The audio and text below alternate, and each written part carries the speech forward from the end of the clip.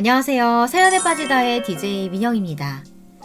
여러분, 사랑해서 결혼했는데 그 사랑이 집착과 의심으로 변한다면 어떠실 것 같으세요? 오늘의 사연자님은 친딸처럼 아끼던 처제가 이런 범죄의 피해자가 되었다고 하는데요. 못된 처제의 남편을 향한 시원한 복수극. 오늘의 사연도 끝까지 집중해 주시고요. 그럼 오늘의 사연 시작해 볼게요.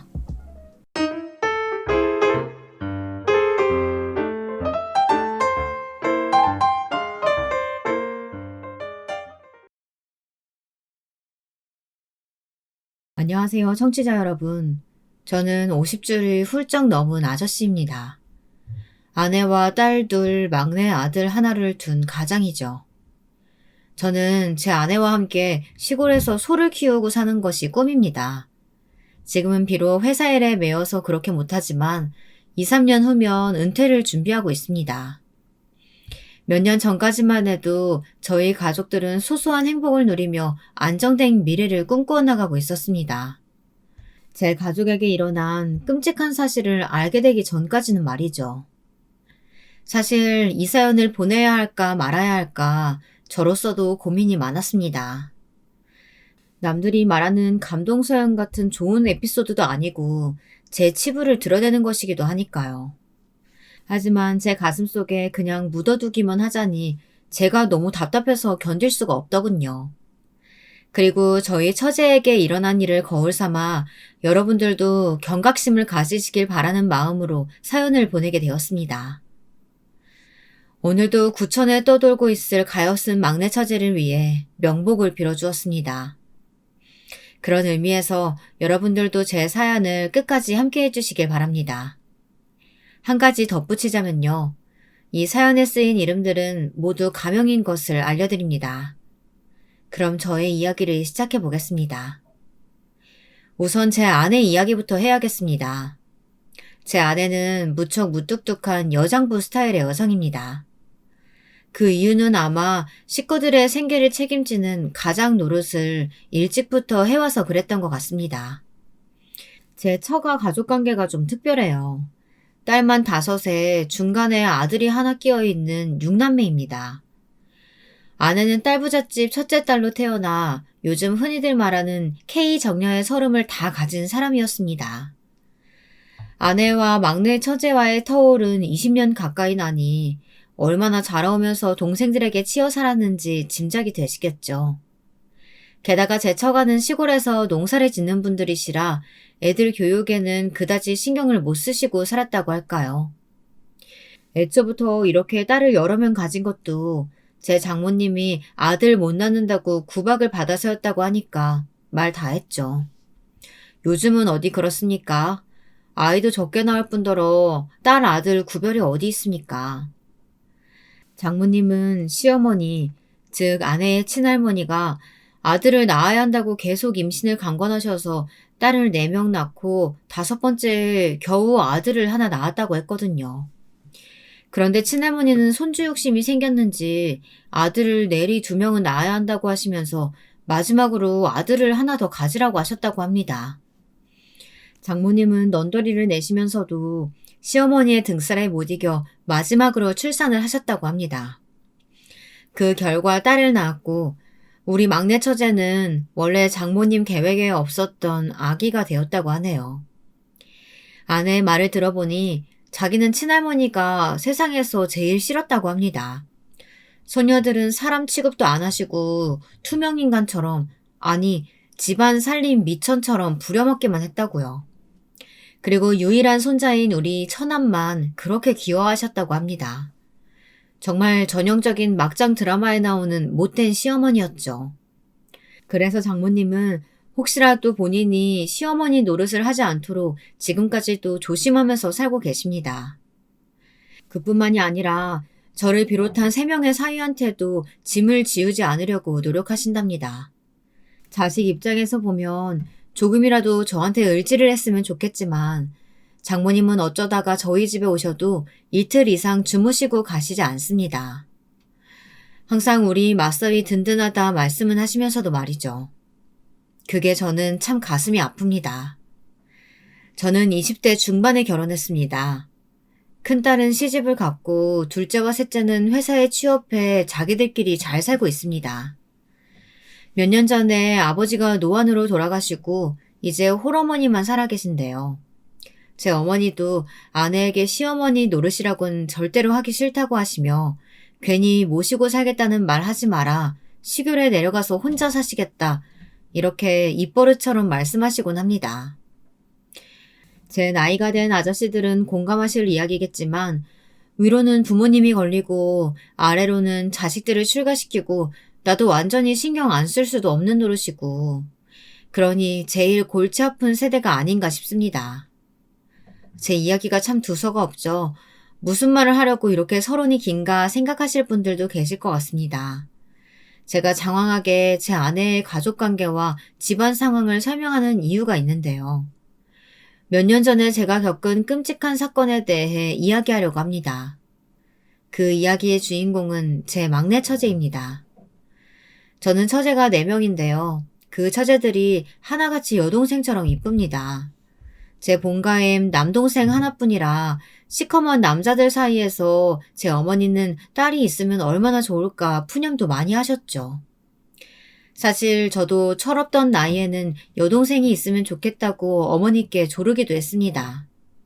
하지만 어머니가 몸이 그다지 좋지 않으셔서 더 이상 애 낳는 것은 무리라고 진단을 받으셔서 그저 아들 둘로 만족했어야 했습니다. 그러니 저는 아내를 만났을 때 여동생들이 많은 아내가 부러웠다고나 할까요? 아, 이 사람과 결혼하면 나도 여동생들이 많이 생기겠구나 하고 생각했습니다. 그런 저와는 반대로 아내는 자라면서 여동생들이 싸우면 말리고 동생들을 거의 키우다시피 하면서 살았다고 합니다. 그래서 지금도 여동생들 이야기를 하면 진저리를 치죠. 특히 둘째, 셋째의 여동생이 1살밖에 차이가 안 나서 그런지 그렇게 싸웠다고 합니다. 그러면 장모님은 애들 싸움 말리는 건 제 아내에게 다 시켰고 그게 가장 곤욕이었다고 하더라고요. 저와 아내는 둘 다 고등학교를 졸업한 후 일찍 사회생활을 시작했습니다. 저는 공고를 나왔고 아내는 상고를 나왔죠. 둘 다 비슷한 시기에 모직 공장의 사원으로 취직하게 되었습니다. 그리고 거기서 처음 만났어요. 저는 생산라인에서 일을 하며 기숙사에 살고 있었는데 언젠가부터 격리로 일하는 아내가 눈에 들어왔습니다. 저는 아내에게 무작정 대시를 했고 아내 역시 제가 싫지 않았는지 연인으로 발전하게 되었습니다. 그렇게 연애를 하던 와중 아내의 집안 형편에 대해 알게 되며 저는 물심양면으로 안사람을 도와줘야겠다고 마음먹게 되었습니다. 저 역시 가진 거 별로 없었지만 그래도 저는 큰아들이어서 아내의 서름을 이해했거든요. 그리고 빨리 데리고 와서 행복하게 살게 해주고픈 마음이었습니다. 그런 용기로 결혼을 하게 되었죠. 제가 아내와 결혼을 하겠다고 할 때 딱 한 사람 반대한 분이 바로 제 장모님이셨어요. 그 이유는 아내가 너무 어린 나이에 결혼을 하게 되면 동생들을 경제적으로 못 도와줄 것 아니냐는 거였습니다. 게다가 제 아내가 고등학교 졸업할 때 막내 처제가 태어났으니 장모님은 최소한 막내 처제가 유치원이라도 들어가면 그때 결혼을 하라고 하셨습니다. 아내는 집에서 부모님의 간섭과 어린 동생들을 돌보는 것이 지겨워서 저와의 결혼을 선택한 것인데 장모님은 그 이유를 들어 반대를 하셨으니 그 무렵 아내는 장모님과 거의 매일 싸우다시피 한 것 같아요. 네가 맛인데 그럼 어떡하니? 엄마는 네 도움 없으면 저 어린 것들 키울 수가 없어. 결혼이 뭐 그렇게 급하다고. 지금 네 나이가 몇인데 그 사람하고 결혼을 하겠다는 거야. 엄마, 나 이제껏 철들면서부터 지금까지 집에서 동생 돌보고 밥하고 설거지하고 할 만큼 한 것 같은데 이제 결혼도 내 맘대로 못해요? 24시면 나도 성인이야. 나 자유롭게 결혼할 수 있는 나이잖아요. 그래도 난 네가 30 넘어서 결혼했으면 했는데 돈이라도 집에 좀 벌어다 주고 시집 가면 안 돼? 안 그래도 어린 동생들 먹이고 입히고 하는 비용만도 얼마나 많이 모자라는데. 아내는 이런 일들을 저에게 하나도 안 빼놓고 이야기했어요. 항상 그 끝은 장모님이 너무하다는 푸념이었습니다. 그래서 저는 상견례 전에 먼저 장모님을 조심스럽게 만났습니다. 안녕하세요, 어머니. 저는 주영이와 사귀고 있는 이연재라고 합니다. 그래, 내 딸한테 자네에 대한 말은 많이 들었어. 그런데 우리 딸이 자네가 어디가 좋아서 그런지 내년이라도 당장 결혼을 하겠다고 하는데 자네가 좀 말려줄 수는 없나? 난 우리 딸이 자네랑 사귀는 게 못마땅한 게 아니고 너무 일찍 결혼하는 것 같아서 그래. 사실 우리 형편에 주영이가 가져다주는 월급이 필요하거든. 저 애가 도와주지 않으면 많은 동생들 먹여 살리기도 힘들고 그래. 막내딸이 이제 5살인데 유치원에 다니기는 하지만 주영이가 돌봐주지 않으면 집에 혼자 있는 시간이 좀 길거든. 어머니가 무슨 말씀하시는지 다 알고 있습니다. 하지만 우리 주영이 어릴 때부터 마치 제2의 엄마처럼 자기 집에서 헌신하고 살았다고 하더군요. 이젠 제가 걷어서 호강은 못 시켜주더라도 가장 노릇하면서 힘들게 살던 것에선 벗어나게 하고 싶어요. 결혼하면 주영이 일 그만두게 하고 싶습니다. 제가 이렇게 말하자 장모님은 곤란하다는 듯이 우물쭈물 하시다가 입을 꾹 다물어 버리시더군요. 아무래도 이런 상황에서 장모님 허락을 받아내기가 힘들겠다는 생각이 들어 저는 마지막 제안을 했습니다. 어머니께서 전 그렇게 경제적으로 힘드시다면 막내 처제를 제가 데리고 살겠습니다. 아기 하나 생겼다고 생각하면 그만이죠. 처제가 경제적 독립을 할 때까지 제가 같이 살면서 돌보겠습니다. 그래? 그게 정말이면 나도 더 이상 내 딸 결혼 반대할 이유가 없지. 아휴, 우리 주영이가 그런 생각을 하고 살았다니. 난 그 애가 그렇게 힘들어하는 것도 모르고. 내가 자네 볼 면목이 없네. 미안하네. 우리 딸 잘 부탁하네. 장모님은 눈물을 흘리시면서도 큰 짐을 덜어낸 것처럼 홀가분해하며 저와 아내의 결혼을 허락해 주셨습니다. 그런 이후로 저는 신혼집을 처가 근처로 얻었고 제 딸을 낳기 전부터 처제를 키우면서 살았죠. 본가의 부모님들은 처가살이하는 것처럼 되어버린 제 처지가 못마땅하셨나 봐요. 결혼 초부터 장남이 처갓집 말뚝을 보면서 절한다고 저를 안 좋게 보시기도 했죠. 하지만 신경 쓰지 않았습니다. 그만큼 저는 아내를 사랑했고 또 처제도 귀여워해 주었으니까요. 장모님 댁은 제 직장에서 차를 타고 30분 내의 거리였고 우리 신혼집은 처갓집에서 차로 5분 거리에 있었습니다. 그래서 장인 장모님이 밭으로 일을 나가시기 전에 막내 처제를 우리 집에 맡겼어요. 막내 처제가 유치원에 다녀오면 제 아내가 거의 키우다시피 했습니다. 그러다 보니 저도 처제를 처제가 아닌 제 딸처럼 생각하게 되었고요. 퇴근하면 처제와 놀아주고 초등학교도 저희 집에서 다녔습니다. 그렇게 살다 보니 어느새 저도 딸을 낳았고 우리 아이들과 함께 처제를 키웠습니다. 막내 처제와 제 딸의 나이차가 7살인데 처제는 제 딸이 태어났을 때 너무 좋아하면서 자기가 우유 먹이겠다, 안고 재우겠다 하며 우리 딸을 잘 돌봐주었습니다. 원래는 처제가 저를 형부라고 불러야 했지만 아직은 어린 아이라서 그 말을 너무 어려워하는 것 같더라고요. 그래서 처음에는 삼촌이라고 부르게 했습니다. 나중에 다 크면 고쳐질 거라고 생각했어요. 삼촌, 오늘 학교 갔다 와서 미나랑 만화 비디오 봤어요. 언니하고 같이 가서 빌려왔어요. 미나가 너무 좋아했어요. 아이고, 그래? 우리 미나 잘 돌봐주고 지영이가 언니네. 안 싸우고 잘 놀았어? 우리 막내가 미나 기저귀 다 갈아주고 같이 목욕도 하고 했어. 자기가 다 한다고 나한텐 손도 못 대게 하더라고. 막내 동생 덕에 내가 우리 딸 만져보지도 못하네. 편하긴 한데 언제까지 이렇게 살 수 있으려나. 좋잖아. 우리 미나도 처제 언니같이 잘 따르고 처제가 우리 집에서 편하게 잘 지내면 되는 거지. 난 괜찮네요. 우리 네 식구 먹고 살 만큼은 나도 벌 수 있으니까 걱정 말고. 당신은 집에서 애들 잘 키우고 살림해. 이렇게 우리 집안의 호칭은 좀 괴상하지만 진짜 가족처럼 알콩달콩 행복했어요. 처제가 고등학교를 졸업하고 서울로 대학을 갈 때까지 저희 집에서 한 가족처럼 보냈으니 얼마나 제가 막내 처제에 대한 애틋한 마음이 많았는지 짐작이 가실 거라고 생각합니다. 그렇게 세월이 지나고 머리가 좋고 공부 잘했던 처제는 서울로 대학을 갔습니다. 저는 제 딸과 같이 키운 처제가 혼자 서울서 자취를 한다고 하니 걱정이 되어 주말마다 아내와 같이 처제를 보러 갔습니다. 아내 역시 그동안 같이 살았던 정이 있어서 그런지 유독 다른 동생들보다 막내 동생에게 신경을 많이 쓰더라고요. 마치 딸에게 하듯이 잔소리도 하고요. 얘 지영아, 주말에는 집에 와서 밥도 먹고 그래. 우리 미나도 이모 왜 안 오냐고 자꾸 물어본다. 네가 서울로 갈 때 걔가 얼마나 헤어지기 싫다고 울었어. 걔는 지 동생보다 너를 더 좋아해. 그리고 냉장고에 있는 반찬 자꾸 안 먹으면 언니가 와서 버려야 하잖아. 얼마나 힘들게 한 건데. 밥은 잘 챙겨 먹고 다녀. 아유, 잔소리.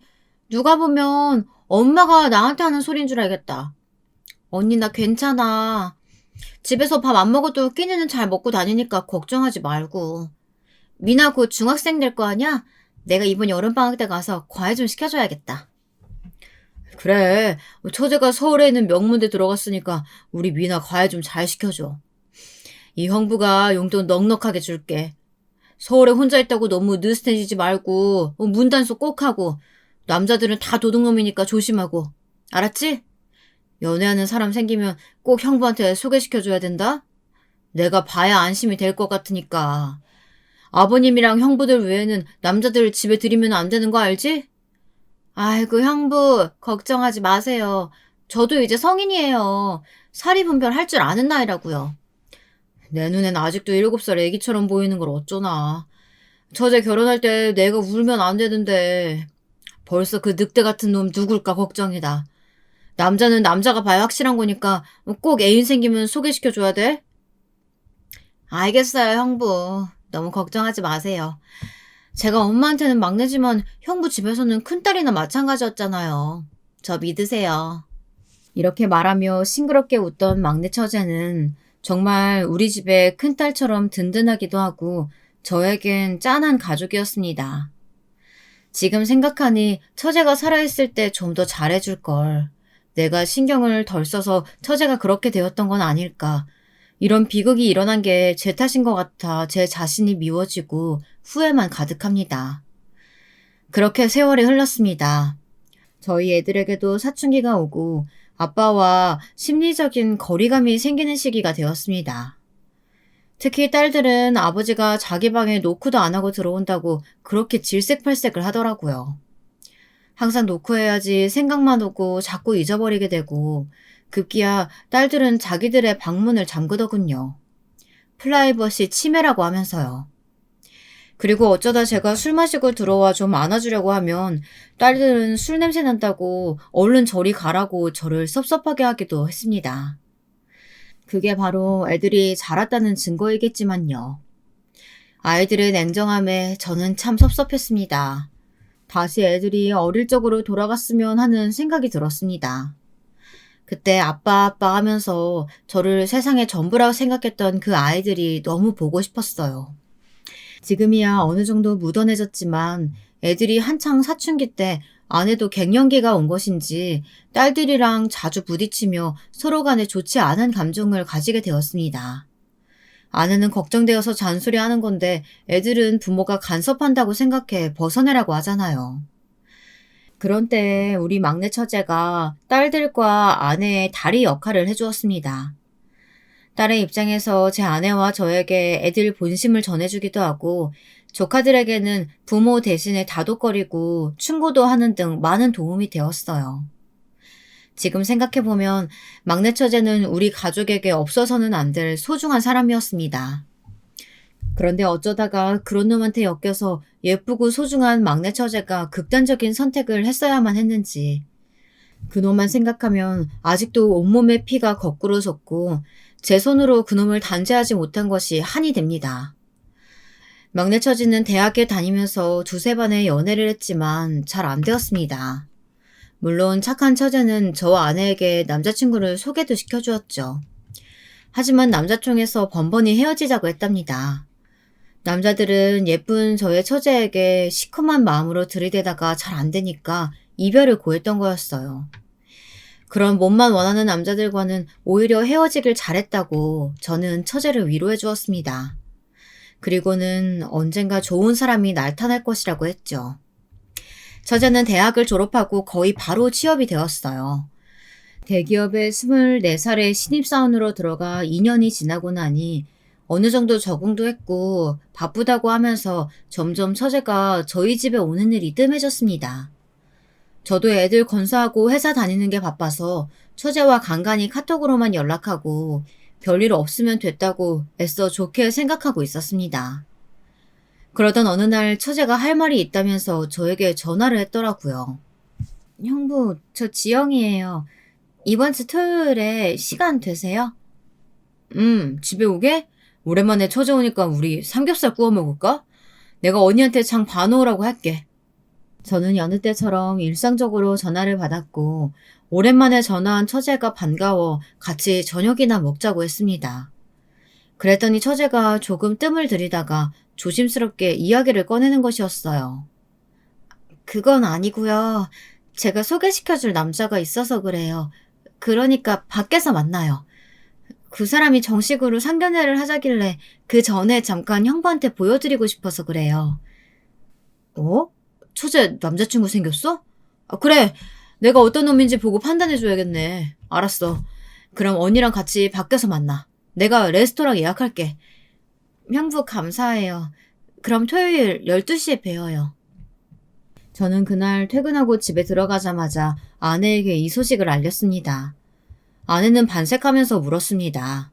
뭐가 그렇게 궁금한 게 많았는지 숨도 안 쉬고 연달아 질문을 해대더군요. 그래? 어떤 남자래? 우리 지영이 얼마나 눈이 높은가 내가 이번 주에 한번 봐야겠네. 어디서 어떻게 만났대? 아직 나도 몰라. 당신은 벌써 그런 게 궁금해? 난 아직 우리 막내 처제 결혼시킬 거 생각하면 눈물 날 것 같은데.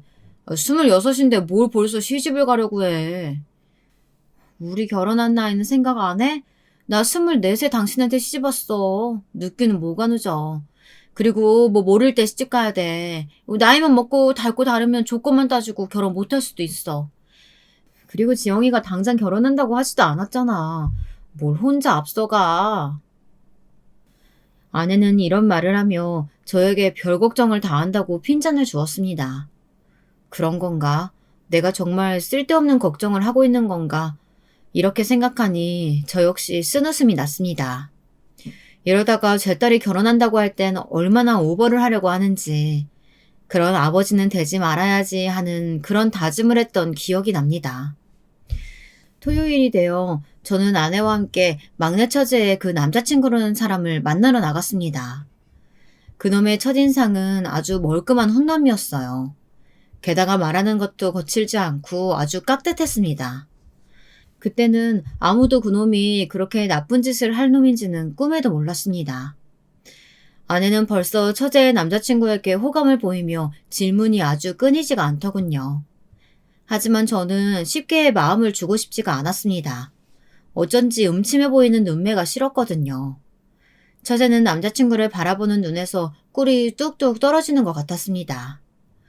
이미 그놈에게 푹 빠져있는 것이 제 눈에도 보였죠. 그놈은 거리낌 없이 저에게 웃으며 악수를 청해왔습니다. 처음 뵙겠습니다. 안녕하세요. 지영이 남자친구 진훈이라고 합니다. 우리 지영이를 어릴 때부터 키워주신 형부시라고요. 만나서 반갑네. 내가 최면에 반말해도 괜찮겠나? 우리 처제랑 사귀는 사람이라며? 우리 처제 어디가 좋은가? 네. 지영이가 조신하고 조용한 것이 그게 마음에 들어서 사귀게 되었습니다. 요즘 세상에 26가지 처녀라는 게 참 바른 생활을 한 여자라는 생각이 들더라고요. 당신도 참 처음부터 그런 질문하면 당황하잖아. 우리 지영이랑 어떻게 만났어요? 사내 커플인가? 응, 언니. 이 사람이 먼저 사귀자고 했어. 그리고 한 사람이 한 가지씩 물어봐. 이 사람 긴장하잖아요, 형부. 겉으로 보기엔 아주 멀쩡한 사람이었기에 처제의 남자친구를 반대할 명분이 없었습니다. 저만 쎄한 기분이 들었는진 모르겠지만 저희 장모님과 장인어른도 별다른 반대 없이 상견례를 마쳤고요. 그런데 단 한 가지, 남친의 부모님이 안 계시다는 것이 좀 마음에 걸렸습니다. 어렸을 때 돌아가셨다고 했고 친척들 손에서 컸다고 하는 게 계속 가슴 한구석에 돌처럼 박혀있는 것이었습니다. 그래서 가끔씩 어둡게 보이나 싶었습니다. 그리고 제가 보기엔 처제의 남자친구와 처제의 관계가 좀 수상해 보이는 것도 무시할 수 없었습니다. 예를 들면 이런 상황이에요. 결혼하기 전에 처제와 그 남자친구와 함께 가족 여행을 다녀온 적이 있었는데요. 처음에는 남자친구도 좋다고 하더군요. 자기는 부모님이 일찍 돌아가셔서 우리 집처럼 단란한 가족이 그리웠다고 하면서요. 초대해줘서 고맙다고 하는 것이었습니다. 그래서 저는 속으로 인성은 바른 사람인가 보다 생각하면서 안심을 했습니다. 그런데 2박 3일간 여행을 하면서 제가 어쩌다 처제와 사진이라도 찍으려고 하면 그 남자친구라는 놈이 저를 벌레 보듯이 보는 거였습니다. 그러더니 마치 저에게 과시라도 하는 양 처제를 제 눈앞에서 안고 막 스킨십을 하는 게 아니겠습니까? 마치 제가 처제를 뺏으려는 연적인 양 행동을 하니 저는 너무 어처구니가 없었습니다. 그놈의 행동이 점점 노골적이 되니까 처제도 나중에는 싫은 표정으로 남자친구에게 좀 자제해달라고 하더군요. 오빠 애들도 있는데 이러지 마. 어? 형부도 놀래시겠다. 오빠 제발 좀 놔줘. 너 나 안 사랑해? 우리 곧 결혼할 사이잖아. 그런데 이 정도 스킨십도 못해? 너무 둘이서만 좋아서 그러지 말고 자네도 같이 어울려야지. 가족이 될 거잖아. 그런 스킨십은 둘이 있을 때만 해도 되지. 당신도 참. 요즘 애들이 그럴 수도 있지. 그러려니 하고 당신이 못 본 척 좀 해줘. 여행이 끝나고 돌아와서 그놈은 저한테 막내 처제를 너무 사랑해서 그랬다고, 기분이 나쁘셨다면 죄송하다고 주절주절 사과를 하긴 하더라고요. 그러나 그것도 막내 처제가 시켜서 마지못해 한 사과라는 걸 나중에야 알게 되었습니다. 처제가 그놈에게 형부에게 사과하지 않으면 결혼을 안 하겠다고 화를 많이 냈다고 하더라고요. 저는 처제에게 말도 안 되는 소유욕과 집착 같은 행동을 보이는 처제의 남자친구가 적지 않게 걱정되었습니다. 그래서 어느 날 아내에게 이 결혼 꼭 시켜야 하냐고 물어봤던 적도 있었습니다. 그러나 아내는 처제 남자친구가 어릴 적부터 외로움을 많이 타서 그런 것 같다. 결혼하면 자연스럽게 없어질 감정이다 라고 하면서 저의 쓸데없는 걱정으로 치부해 버렸습니다. 저는 찝찝한 그 기분을 완전히 떨쳐내지 못한 채 상견례한 지 1년 만에 막내 처제는 처제의 남자친구와 결혼을 하고야 말았습니다. 처제의 결혼식 날 장인 장모님도 눈물이 보이지 않으셨지만 제가 다 눈물이 나더군요. 아내는 저보고 주책이 따로 없다고 하는 것이었어요. 여러분, 제가 정말 주책인 걸까요? 하지만 이미 딸처럼 정이 다 들어버린 막내 처제가 맘에 1도 안 드는 놈한테 시집을 기어고 간다고 하니 제 마음이 어떻겠습니까? 그런데 처제가 결혼하고 한 달이 지났을까요? 어느 날 저는 하늘이 무너지는 소리를 들었습니다. 막내 처제가 집에서 극단적인 선택을 했다는 이야기였어요. 저는 슬프다기보다는 믿어지지가 않았습니다. 평소에 활발하고 긍정적이었던 처제가 그런 선택을 할 이유가 없었습니다. 전혀 현실감이 없더군요. 저뿐만이 아닙니다. 장인 장모님과 우리 모든 가족들은 막내 처제가 절대 그럴 사람이 아니라고 믿었습니다. 결혼하자마자 갑작스럽게 일어난 처제의 죽음이 저는 너무나 수상했습니다.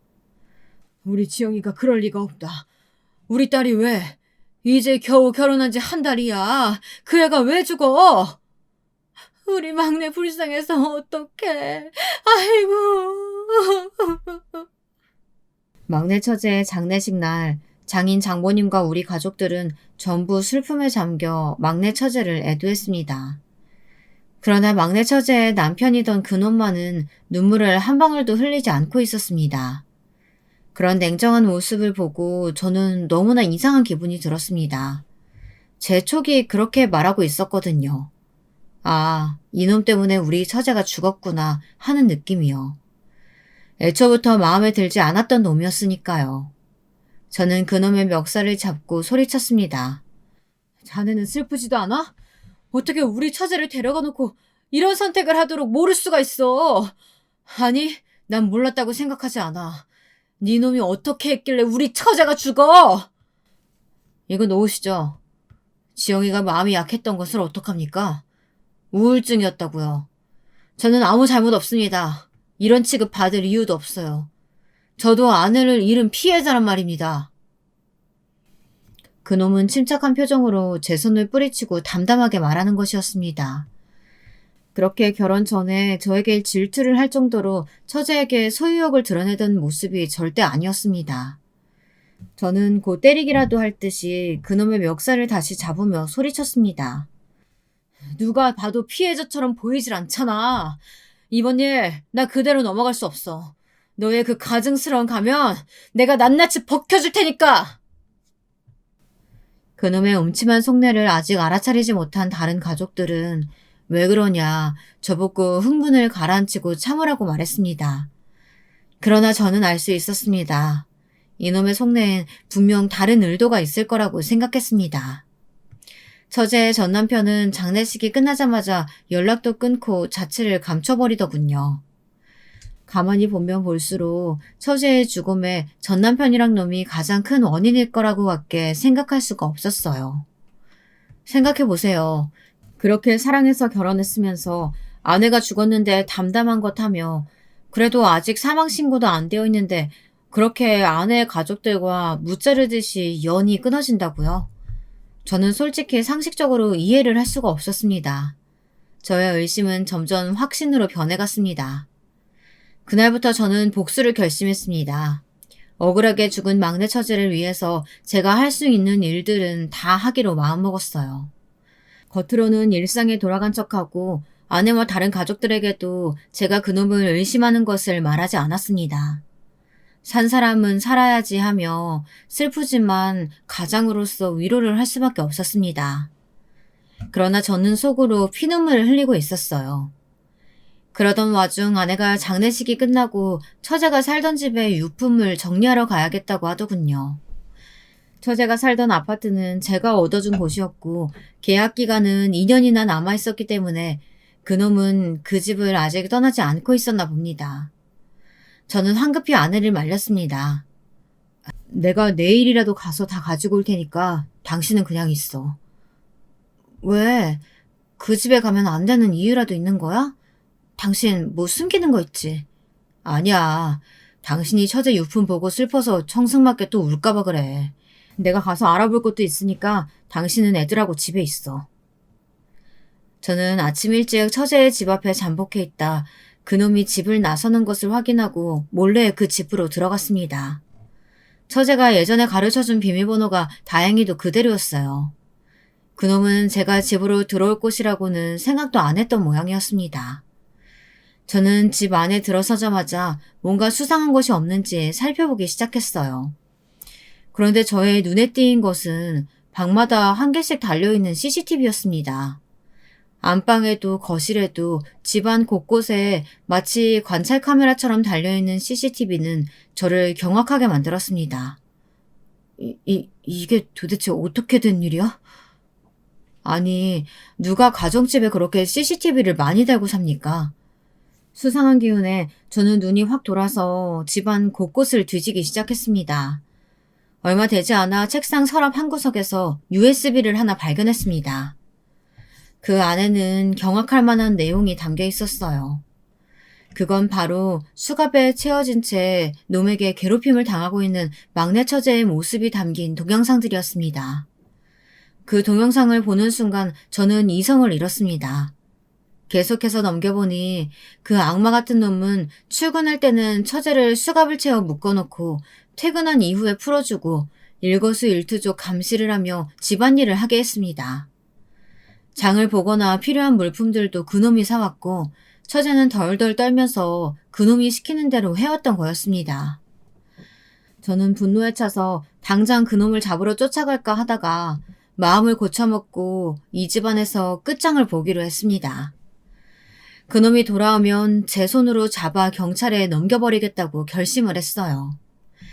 그동안 집안을 샅샅이 더 뒤져보니 안방 침대 밑에서 꾸깃꾸깃 뭉쳐진 종이 하나가 나오더군요. 저는 두근거리는 심장을 꾹 누르고 진정하려고 애쓰며 그 종이를 펼쳤습니다. 그것은 놀랍게도 처제가 남긴 유서였어요. 그 내용은 더욱 경악할 만한 것이더군요. 사랑하는 가족들, 이 글을 본다면 제 남편을 신고해주세요. 저는 감금당하고 있어요. 남편은 남편이 아니었습니다. 지옥의 악마입니다. 꼭 제 대신 복수를 해주세요. 부탁합니다. 그 글씨들은 급하게 휘갈겨 쓴 티가 났습니다. 평소에 단정했던 처제의 글씨체가 아니었어요. 그 미친 남편놈에게 들키지 않기 위해 조마조마해가면서 그 글을 썼을 처제를 생각하니 속에서부터 분노가 차올라 눈에는 눈물이 줄줄 흘렀습니다. 조금 더 빨리 알았다면, 얼른 그놈과 우리 막내 처제를 분리했더라면, 그랬으면 처제가 극단적인 선택까지 가진 않았을 텐데 말입니다. 그러다가 차라리 다행이라고 생각이 들었습니다.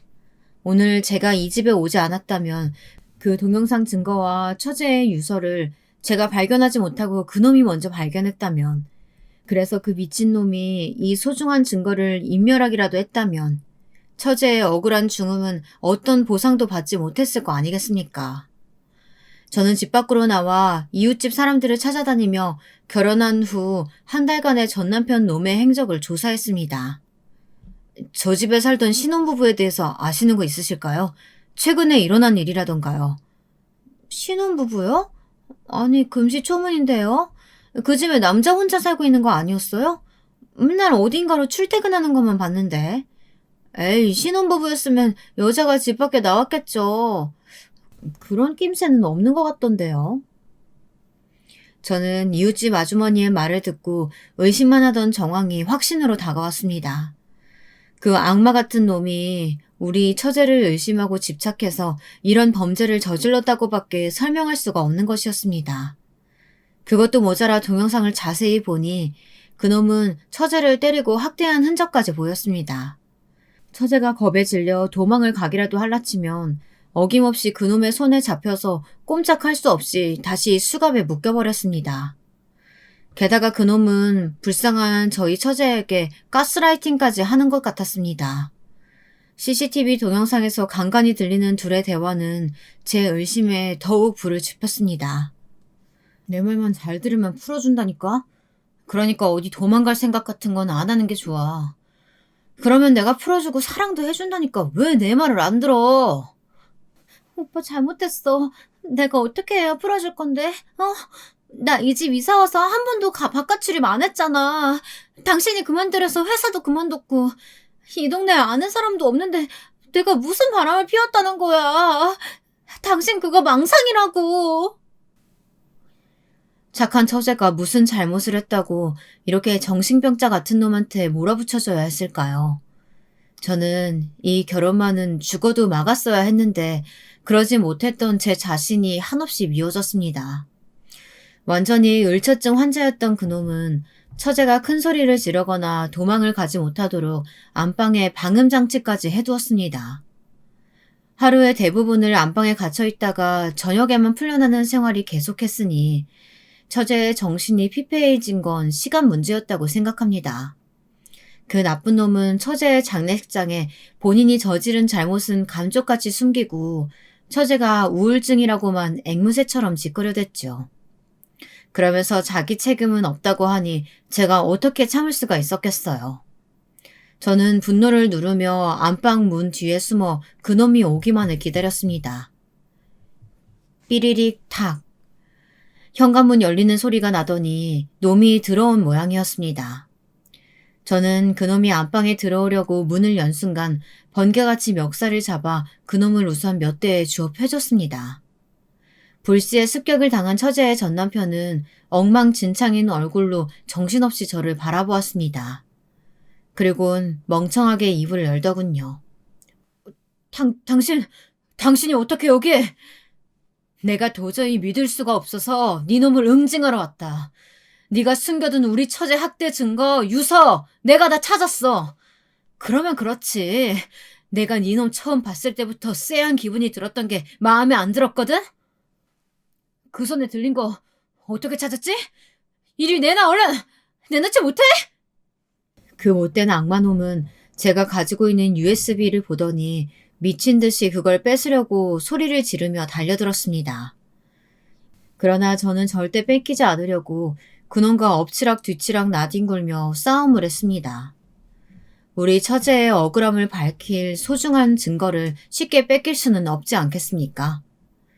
마침내 처제의 전남편을 제압한 저는 안방 바닥에 그놈을 깔고 앉아 정신을 잃을 때까지 패주었습니다. 그리고 그놈이 우리 처제를 묶을 때 썼던 수갑도 가져다가 침대 기둥에 똑같이 수갑을 채운 채로 그 집을 나왔습니다.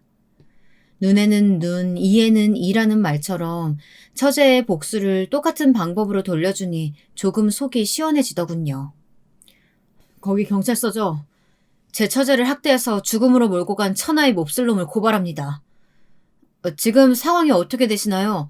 신고자분 전화 끊지 마시고 알려주세요. 저는 처제의 집 주소를 알려주었고 경찰들은 처제의 집에 출동해서 기절한 채 침대 기둥에 묶여있던 그 몹쓸 전 남편을 잡아 끌고 갔습니다. 저는 경찰서에 직접 찾아가 전 남편 놈이 처제를 어떻게 학대해서 죽게 했는지 자세하게 진술했습니다. 제가 가지고 있던 증거들도 다 내놓았어요. 제 진술을 듣던 경찰관은 제가 측은해 보였는지 조심스럽게 이렇게 말했습니다. 저 선생님, 점잖은 분이 왜 그러셨어요? 처제의 복수를 하고 싶은 마음은 이해합니다. 하지만 다음에는 그냥 경찰에 신고를 해주세요. 폭행도 엄연한 잘못입니다. 네, 압니다. 저도 잘못 저지른 거 알아요. 하지만 이렇게라도 처제를 죽게 한 그놈에게 복수하지 않고서는 제가 견딜 수가 없었습니다. 저는 비겁하게 도망갈 생각 없습니다. 하늘에 있는 처제에게 부끄럽지 않으니까요. 진술을 다 마친 저는 눈물을 흘리며 경찰서 유치장에 갇혀 있었습니다. 그놈은 제가 갖고 있던 빼도 박도 못할 USB 증거가 뻔히 있는데도 억울하다면서 자기는 그저 처제가 말을 안 듣는 버릇을 고쳐준 거라고 감방 안에서 소리를 빽빽 질렀습니다. 정말 뻔뻔스럽기가 그지없는 놈이죠. 경찰서 안에 있던 형사들이 나서서 소리 지르지 말라고 엄포를 놓아도 막무가내로 자기 주장을 하는 그놈의 면상에다 저는 침을 뱉어주었습니다. 그랬더니 그놈은 미친 듯이 소리를 지르면서 저에게 달려들었습니다. 하지만 곧 건장한 경찰관 2명이 그를 제지하였습니다. 당신 뭘 잘못했다고 여기서 큰 소리야? 다음에 또 이러면 수갑 채워놓을 거야? 아니야 박 형사, 그냥 채워놔. 자기 와이프 감금해서 수갑 채워놓는 나쁜 새끼는 그냥 수갑 채우는 게 약이다. 그놈은 화를 못 이기고 대들다 깜빵 안에서 수갑에 묶여 풀이 죽어 있었습니다. 그 비참한 인간 말종의 꼴을 보니 저는 속이 다 시원해졌습니다. 제가 경찰서 유치장에 갇혀있다는 소식을 듣고 놀라서 아내와 장인 장모님이 달려왔습니다. 무슨 일이냐고 황망해하며 울던 아내에게 저는 괜찮다고 걱정하지 말라고 했습니다. 여보, 내가 저 새끼 응징한 채로 감옥 간다면 나 기쁘게 벌 받을 거야. 우리 애들 잘 부탁해. 장모님, 장인어른, 저 인간 같지도 않은 놈 때문에 우리 처제가 죽었다고 생각하니까 참을 수가 없어서 그만. 죄송합니다. 심려를 끼쳐드렸네요. 여보, 무슨 소리를 그렇게 해.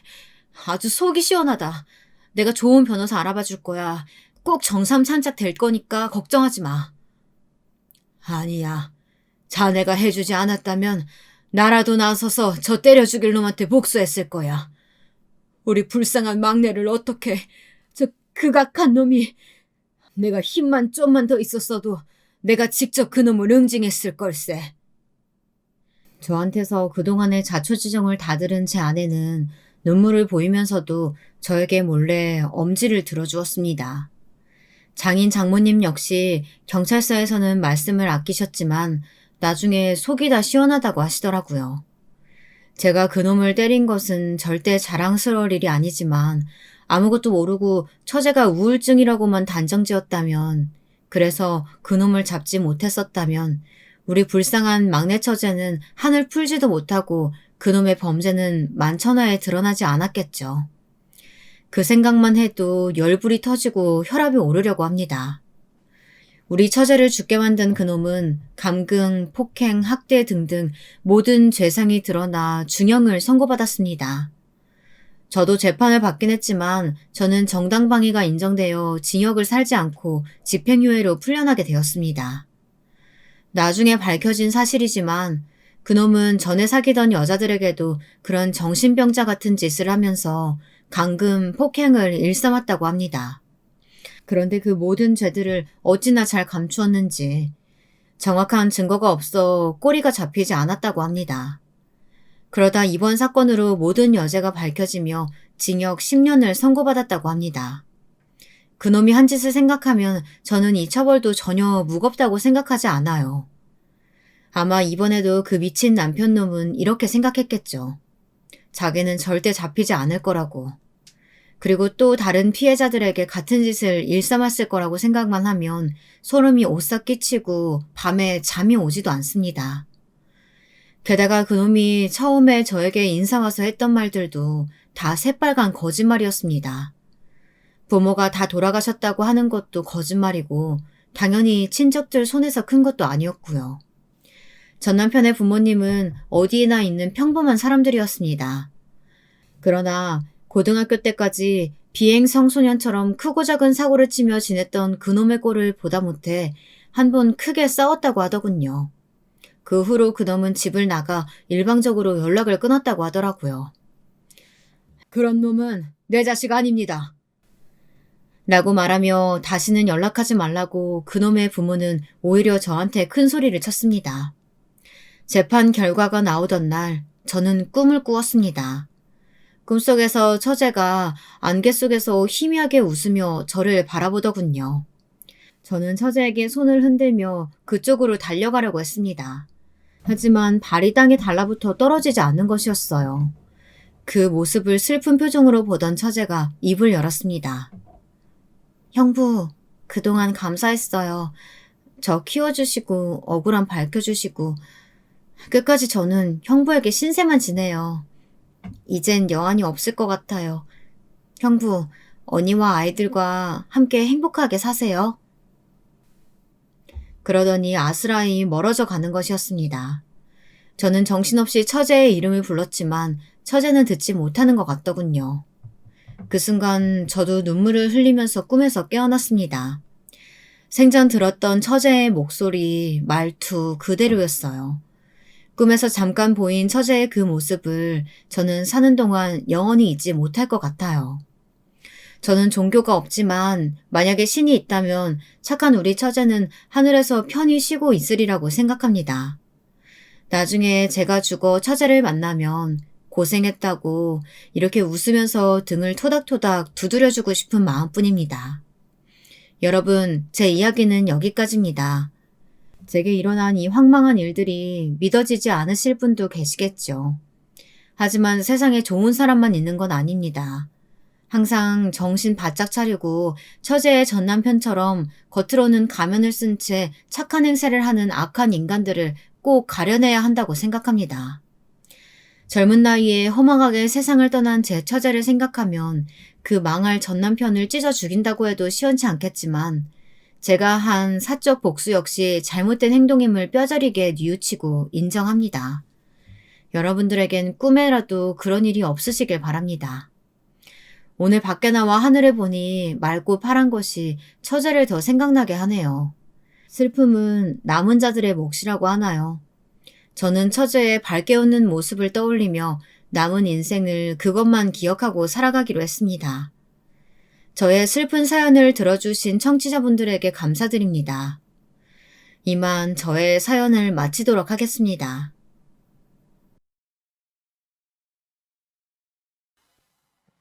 안녕하세요. 오늘도 사연 채널을 찾아주셔서 감사합니다. 우선 제 소개부터 해야 할 것 같은데요. 저는 슬하에 아들 자식 하나를 두고 있는 평범한 50대의 아줌마예요. 저는 평생을 남편 없이 식당에서 설거지하고 청소하며 아들을 키웠는데요. 애 아빠는 아들이 5살일 때 저희를 두고 하늘로 먼저 떠나가게 되었어요. 갑작스럽게 암 선고를 받고 미처 준비도 하지 못한 채 떠나간지라 남겨진 저도 너무 황망한 마음에 1년간은 제정신으로 살지 못했던 것 같네요. 허나 목구멍이 포도청인지라 엄마 하며 저를 찾는 자식을 보니 사람이 어떻게든 살게 되더라고요. 지금에야 다 지나간 일이지만 그땐 저도 참 많이 힘들었답니다. 당시 애아빠 장례를 치르고 한 달 후쯤 집안에 틀어박혀 아무것도 못하고 눈물만 흘리고 있는데 갑자기 어린 아들이 다가와 제 눈물을 닦아주더라고요. 그러면서 하는 말이 엄마 슬퍼하지 마 하고 말하는데 그 어린 것이 어떻게 내 마음을 알고 그런 말을 하는지 가슴이 아프기도 하고 엄마로서 너무 미안해 아들을 안고 목이 쉴새라 펑펑 울고 말았네요. 그 뒤로는 무슨 일이든 해서 아들을 먹여 살리겠다는 각오로 동네 식당 여러 군데를 돌아다니면서 일을 구해보았어요. 다행히 그때 동네에 자그마한 중국집이 하나 있었는데 거기 사장님이 제 처지를 딱하게 여겨주셨어요. 아이고, 아이 엄마가 고생이네. 혼자 애 키우느라 힘들죠? 우리 식당 일이 바쁘긴 하지만 그래도 적응하면 할만할 거예요. 내일부터 나와 일해요. 감사합니다, 사장님. 감사합니다.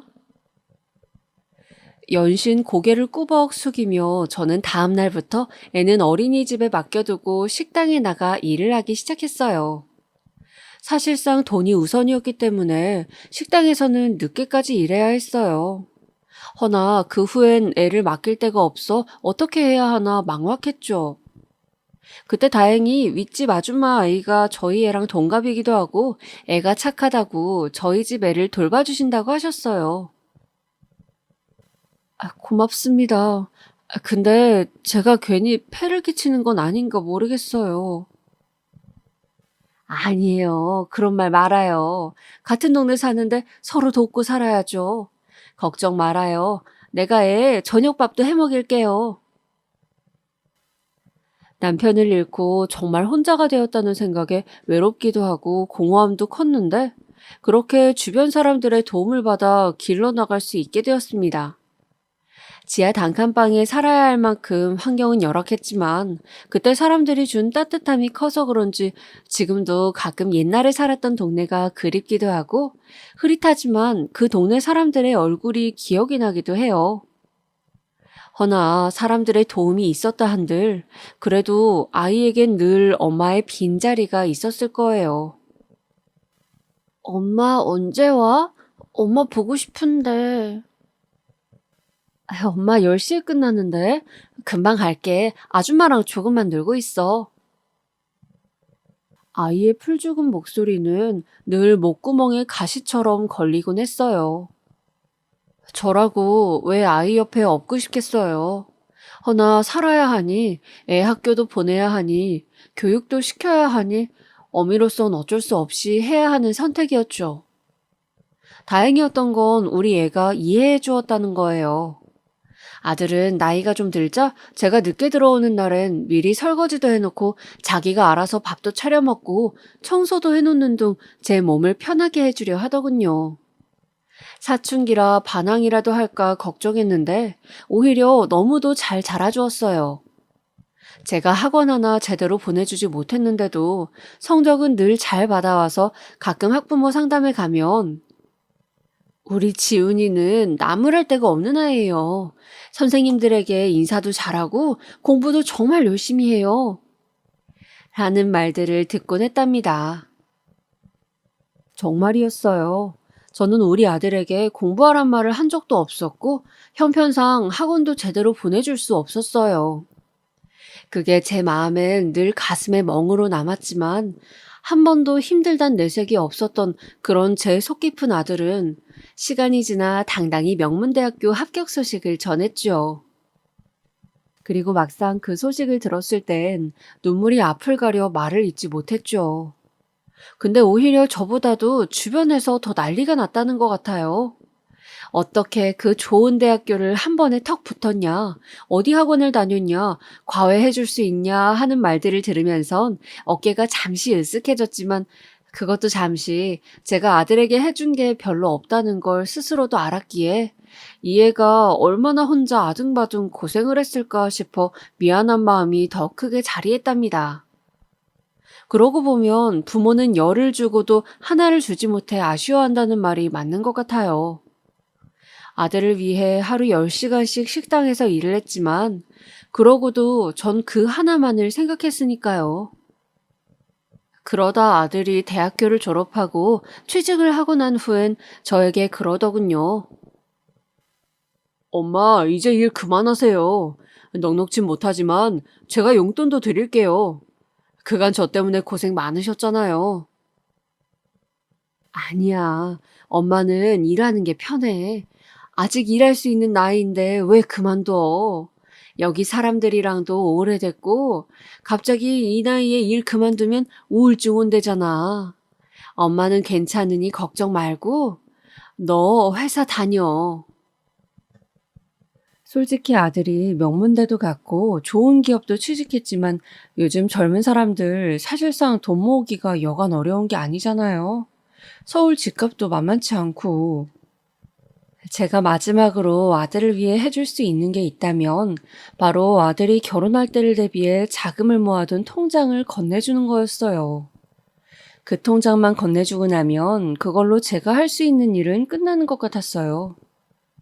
그래서 저는 더더욱 일을 그만두면 안 된다고 생각했고, 당시 허리 수술을 한지라 거동이 불편하긴 했지만 계속해서 식당 일을 하게 됐어요. 그러던 중 별다를 거 없을 거라 생각했던 제 인생에도 하나의 굴곡이 생기고 말았는데요. 바로 제가 오래 일했던 식당 사장님께서 이제 그만 여기를 접고 고향으로 가신다는 거였어요. 가게가 잘 안 되기도 했고 적자만 계속 보니 그런 결정을 내리신 듯 했죠. 결국 어쩔 수 없이 저도 오랫동안 정든 식당을 떠나 다른 일자리를 알아보게 됐어요.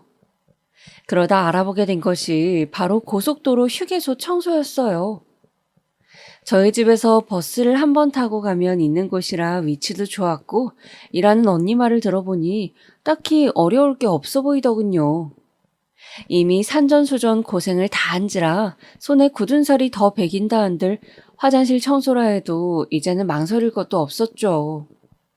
다만 아들에게는 비밀로 했어요. 괜히 엄마가 청소 일을 한다고 하면 걱정할 것 같았거든요. 자랑스러운 엄마는 아닐지언정 짐덩어리 엄마가 되고 싶진 않아 그렇게 말없이 일을 시작했는데 일은 생각보다 고됐어요. 특히 같이 일하는 사람들이 좀 못된 사람들이 많았어요. 처음 온 사람들에게 일을 떠넘기려 하거나 변기 닦고 뚫는 청소 같은 걸 일부러 떠넘기는 경우도 있었어요. 텃세를 부리는 것 같아 기분이 나빴지만 저도 할 말을 못하고 사는 성격인지라 조용히 넘어갈 수밖에 없었어요. 그렇게 힘들게 일을 하던 어느 날 힘없이 허리를 쥐어잡으며 집에 돌아가는데 아들에게서 연락이 왔어요. 엄마, 나 엄마에게 보여주고 싶은 사람이 있는데 이번 주말에 시간 돼요? 보여주고 싶은 사람? 네, 사실 결혼하고 싶은 사람이에요. 결혼하고 싶은 사람이라고? 세상에, 그래 잘 됐다. 알겠다. 엄마가 시간 낼게. 데리고 와. 아들이 차분한 목소리로 저에게 결혼하고 싶다는 사람이 있다고 말하는데 그만 심장이 덜컹했어요. 언제고 닥칠 일이라 생각하긴 했지만 막상 듣게 되니 가슴이 뛰더라고요. 저는 집에 들어가서 서둘러 장롱 속에 챙겨두었던 통장 잔액부터 확인했어요. 다행히 목표한 금액은 아니었지만 어느 정도 아들에게 줄 수 있는 정도는 되었어요. 새삼 다행스러운 마음이 들어 저는 그날 통장을 가슴에 꼭 쥐고 아들이 데려올 며느리는 어떨까, 어떤 사람일까 하는 생각을 하다가 기대에 부푼 마음으로 잠이 들었어요. 그리고 드디어 예비 며느리를 처음 보는 날 저는 아침부터 안 바르던 로션도 바르고 며느리에게 대접할 과일상도 차려놓고 두 사람을 기다렸습니다. 초인종 소리가 들리면서 문이 열렸죠. 그런데 저는 며느리의 얼굴을 본 순간 그만 표정을 굳히고 말았어요. 바로 그 며느리는 저와 5년 전 인연이 있었던 사람이었기 때문입니다. 도저히 잊을래야 잊을 수 없는 여자였으니까요. 제가 그 아이를 만난 건 바로 일하던 식당에서였어요. 그날도 정신없이 일을 하고 있었는데 갑자기 어떤 젊은 여자가 앙칼지 목소리로 저를 부르더라고요. 아줌마, 여기 머리카락 빠졌는데요. 아이씨, 진짜 밥맛 떨어져. 아니, 식당에서 위생관리를 어떻게 했길래 머리카락이 나오는 거예요. 죄송합니다. 일단 음식 바꿔드릴게요. 당시 제가 일하던 식당에선 머리카락이 나오는 일이 거의 없었어요. 근데 머리카락을 보니 일단 바꿔드리고 사과부터 드려야겠다 싶어 몇 번이고 고개를 숙였지만 젊은 여자는 계속 소리를 질러대더라고요. 정신적 피해 보상을 입었으니 그것까지 보상하라느니 하면서 식당 사장님까지 불러 고개 숙이게 만들었어요. 결국 그날 그 여자는 먹은 음식값의 10배를 받고 나서야 흐뭇한 얼굴로 돌아갔어요. 사장님도 분해하시는 게 느껴졌지만 이 일은 그럭저럭 어찌저찌 넘어가졌어요. 허나 한 달 후 다시 그 여자 손님을 보게 되었어요. 향수 냄새를 잔뜩 풍기며 자기 친구들과 함께 자리에 앉더니 여지없이 음식을 주문했어요. 곧바로 얼굴을 알아본 저와 사장님은 이번엔 특히 더 조심하며 음식을 갖다 주었죠. 그런데 여자가 또 저희를 부르는 겁니다. 저기요, 아줌마. 일로 좀 와보세요. 무슨 일이세요? 국물이 너무 짜지 않아요? 한번 드셔보세요. 아니, 무슨 국물이 이래? 소금을 들이부었어요? 죄송하지만 맛은 똑같은데요, 손님. 이번엔 웬걸 국물이 짜다는 이야기였어요. 저번엔 잘도 먹던 국물이 뭐가 잘못됐단 건지 국물 맛은 똑같았어요. 하지만 사장님이 그렇게 말하자 그 여잔 기다렸다는 듯 길길이 날뛰기 시작했어요.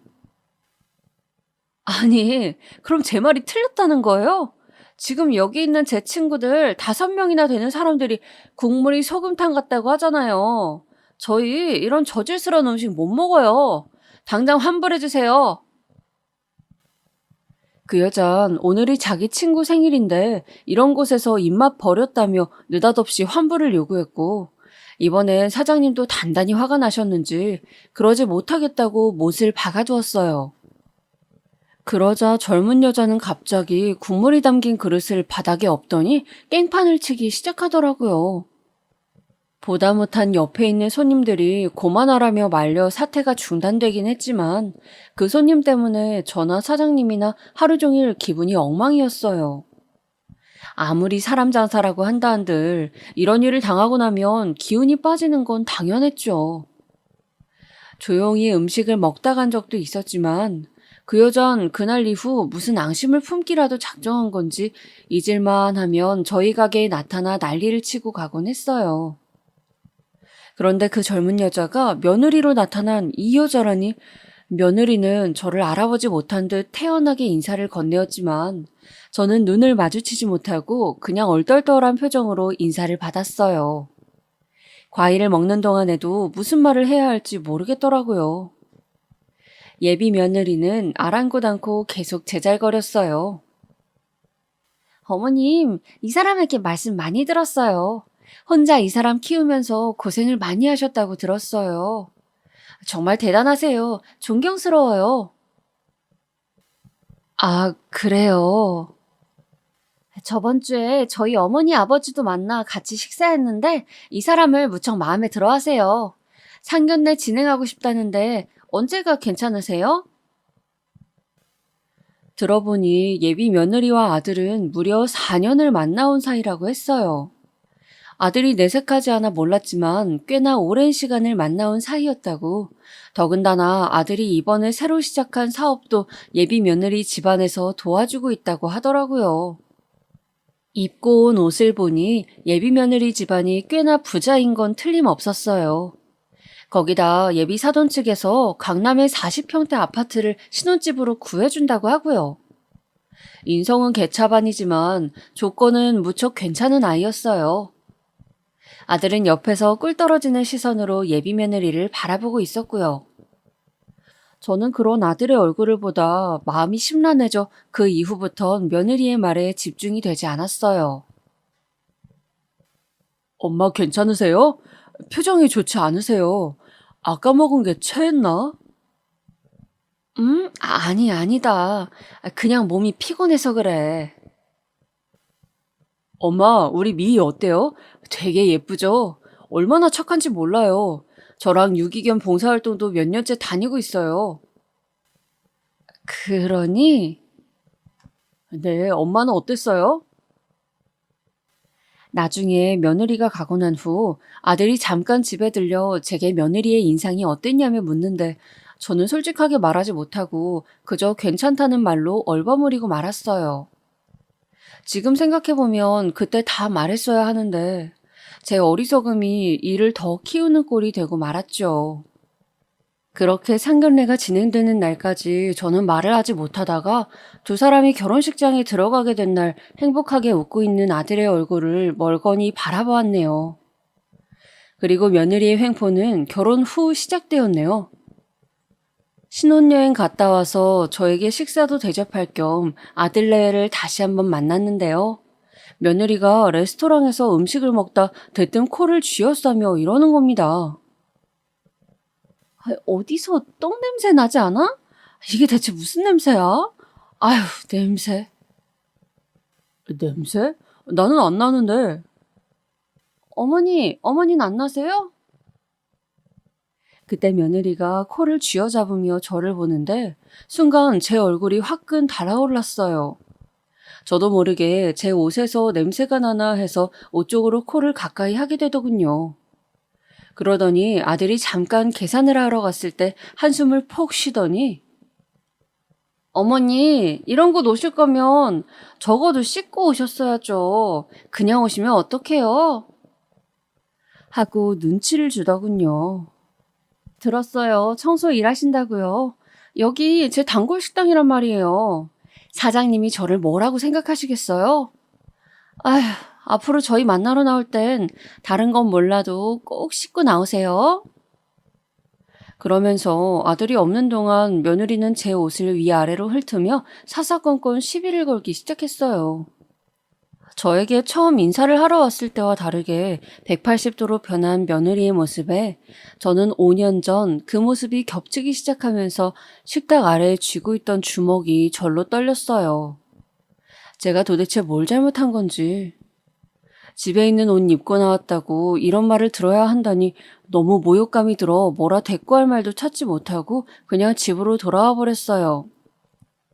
아들은 왜 저런 여자가 좋다고 하는 건지, 도대체 어디에 홀린 건지 너무 속이 상해 엉엉 울고 말았습니다. 허나 저는 이 일을 아들에게 알릴 수가 없었어요. 바로 며느리의 말 때문이었죠. 어머님, 설마 지훈 씨에게 다른 말 하시는 거 아니죠? 지훈 씨 요즘 사업 때문에 무척 힘들어요. 괜히 이런저런 말 덧붙여서 그이 마음 힘들게 하지 마세요. 며느리는 제가 혹시나 아들에게 무슨 말을 할까봐 경고하듯 그렇게 단단히 못을 박더라고요. 어느 날은 속이 상해 친구에게 이 일을 말했더니 친구가 저 대신 분개를 하더라고요. 저도 이렇게 며느리를 두었다간 안 될 것 같아서 가르쳐야겠다는 생각으로 전화를 걸었어요. 집 앞 커피숍에서 기다리고 있으니 약속 시간이 한참 지나 명품으로 휘감은 며느리가 왜 이 추운 날 여기까지 먼 걸음하게 만들었냐고 투덜거리며 들어오더군요. 바로 입술이 꼭 깨물어졌지만 저는 차분히 앉아 대화를 시작했어요. 며느리가 저에게 했던 말이나 지적했던 행동들을 하나하나 말하면서 그건 어른에겐 해선 안 되는 행동이라 일러주었죠. 근데 며느리가 그 말을 조용히 듣고 있더니 비웃음을 지으며 이러더군요. 그리고 저는 그 말에 그만 경악을 금치 못했네요. 어머님, 혹시 5년 전 식당에서 있었던 일 때문에 저에게 아직 원한이 있거나 한 건 아니죠? 그때 저 정말 국물이 짰어요. 그래서 그런 건데 지금 혹시 그 일로 앙심 품고 이런 되도 않는 훈계하시는 거예요? 너 날 기억하고 있었니? 아무렴요. 어머님 얼굴 잊기가 어디 쉬운가요? 아무튼 그 일로 그러시는 거라면 그러지 마세요. 그리고 이런 말까진 안 드리려 했는데 사실 저희 집에서 지훈 씨 도와주지 않았으면 지훈 씨 이 정도로 성공도 하지 못했어요. 잊으실까 봐 말씀드리는 거예요. 저 회사 다니느라 바쁜 사람이에요.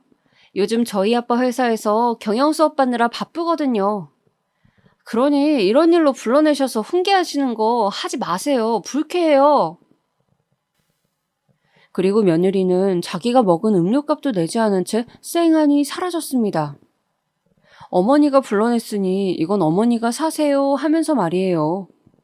정말 기도 차지 않았어요. 설마 기억을 하고 있을 줄은 꿈에도 생각지 못했죠. 그날 이후 저는 불면증을 앓기 시작했어요. 잠에 들려 해도 도저히 잠이 오지 않았어요. 눈을 감으면 절 조소하던 며느리의 얼굴이 떠올랐고 맑게 웃고 있는 어린 아들의 모습이 번갈아 스쳐 지나갔어요. 주변에선 저를 답답하다고들 하는데 도통 제가 여기서 어떻게 행동해야 맞는 건지 결정을 내릴 수가 없었어요. 그러다 저는 이대로는 안 되겠다 하여 며느리를 다시 불러내게 되었어요.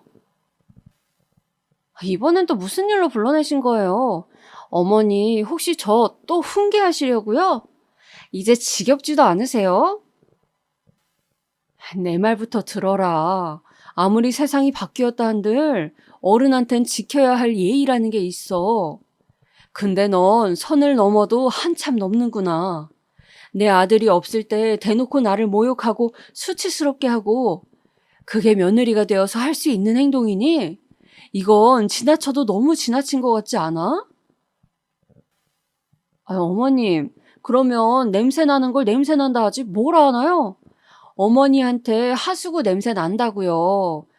이런 말씀 안 드리려 했는데 저 그날 역해서 토 나올 뻔했어요. 그리고요, 말 나온 김에 한마디 좀 더 할게요. 어머님, 그 옷 좀 어디 버리시면 안 되나요? 혹시 어디 의류수거함 같은 데서 주워오신 건가요? 뭐? 아니, 정말 아무리 나이 드셨다 해도 그렇지 그 옷이야말로 좀 너무하지 않아요? 솔직히 말해 지훈 씨도 어머님과 같이 다니기 부끄럽겠어요. 제가 돈 몇 장 드릴 테니 이걸로 옷이라도 한 벌 해 입으세요. 여기 보니 가까운 백화점 있더라고요. 거기서 한 벌 사 입으세요. 너 정말 보자 보자 하니 안 되겠구나. 그 순간 저는 이대로는 안 되겠다는 생각이 들었어요. 아무리 내 아들이 사랑하는 며느리라 해도 그렇지 참는데도 한계가 있었어요. 저는 그대로 며느리의 면상에 앞에 있던 물을 부어버렸고 며느리는 물에 젖은 생쥐꼴이 되어 아악 하고 비명을 질렀습니다. 그리고선 제게 미쳤냐며 고래고래 소리를 지르는데 사람들 시선에도 아랑곳하지 않더라고요. 저는 그런 며느리와 함께 있는 게 부끄러워 그냥 그 자리를 박차고 나와버렸습니다. 집에 와서도 며느리가 한 말들을 생각하면 분이 풀리지 않아 숨을 몰아쉬어야 했어요. 냉수를 벌컥벌컥 마셔도 화가 가라앉질 않았죠. 그런데 더 기가 막힌 일이 일어나더라고요. 그날 밤 아들이 저희 집을 찾아온 거예요. 모처럼 본 얼굴이라 반가워 안부를 물으려는데 아들 얼굴이 어째 어두웠습니다. 아들은 저를 보다 한숨을 푹 쉬며 저를 탓하는 말을 이어나갔어요. 어머니, 도대체 무슨 짓을 하신 거예요? 무슨 짓이라니? 아니, 왜 제 와이프에게 물을 뿌리셨냐고요? 그게 말이다. 다 사정이 있었다. 걔가 글쎄. 어머니, 이유가 뭐가 됐든 듣고 싶지 않네요. 솔직히 저도 엄마한테 이번 일로 너무 큰 실망을 해서요. 미희가 그러는데 엄마가 심지어 욕하고 막말까지 했다면서요? 얼굴만 곱상하면 뭐하냐고 내 아들 이용해 먹지 말라고요. 어떻게 그런 말씀을 하실 수가 있어요? 걔가 내가 그런 말을 했다고 그러디? 말도 안 된다. 오히려 나한테 막말하고 욕한 건 걔야. 나한테 하수구 냄새 난다고 씻고 나오라고 했다니까? 아휴, 엄마, 저는 모르겠네요. 더 이상 이 일에 끼어들고 싶지도 않고, 가뜩이나 사업 때문에 머리도 아픈데, 엄마까지 꼭 이래야겠어요? 가볼게요. 아들은 그렇게 뒤를 돌았고, 저는 졸지에 못된 시어머니까지 되어버렸습니다. 며느리의 그 간악한 혀 때문에 말이죠. 세상에 못된 시어머니 많다고 하지만 못된 며느리는 별로 없다고들 하던데 다 거짓말이었나 봅니다. 그런 며느리에게 당하고 있는 바보 같은 시어머니가 바로 여기 있었으니까요. 저는 그 이후 아들과 연락도 단절되고 말았습니다. 아들에게 아무리 문자를 보내고 전화를 해봐도 받질 않더라고요. 어쩌다 받으면 바쁘다는 핑계 같은 말만 들려오고요. 솔직히 그런 아들에게도 너무 섭섭했어요. 오해를 어디서부터 어떻게 풀어야 할지, 차라리 며느리가 하는 말들을 녹음이라도 해놓을 걸 하는 후회가 이제서야 들었어요. 그러다 답답한 마음에 아들의 직장을 찾아간 적도 있었어요.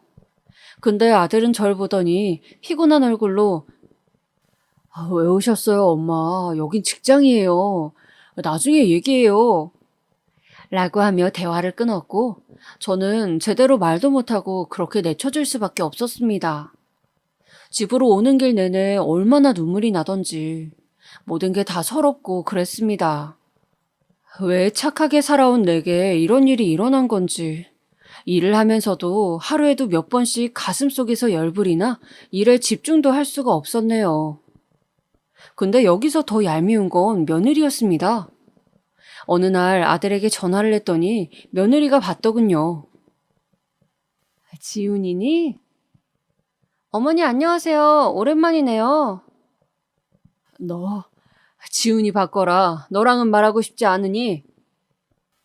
어머니 그게 무슨 말씀이세요? 어머니 아직도 제가 밉거나 싫으신 건 아니시죠? 뭐? 저 어머님한테 이쁨 받으려고 얼마나 노력하는데요.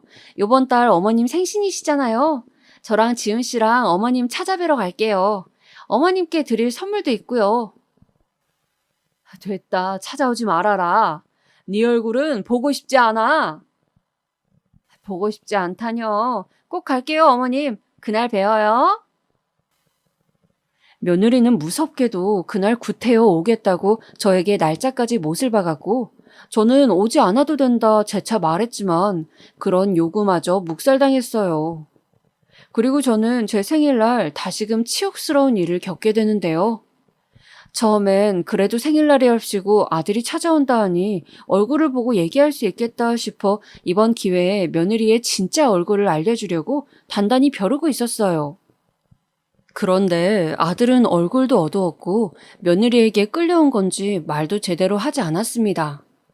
그러니 저만 괜히 아들의 눈치를 보게 되었죠. 며느리는 이런 분위기를 모른 척하며 방긋방긋 웃었고 오자마자 제게 팔짱을 끼며 외식하러 가자고 졸라댔어요. 난 집에서 먹는 게 편하다. 그냥 외식은 다음에 하자꾸나. 너희들 피곤할 테니 가라. 얼굴 봤으니 됐다.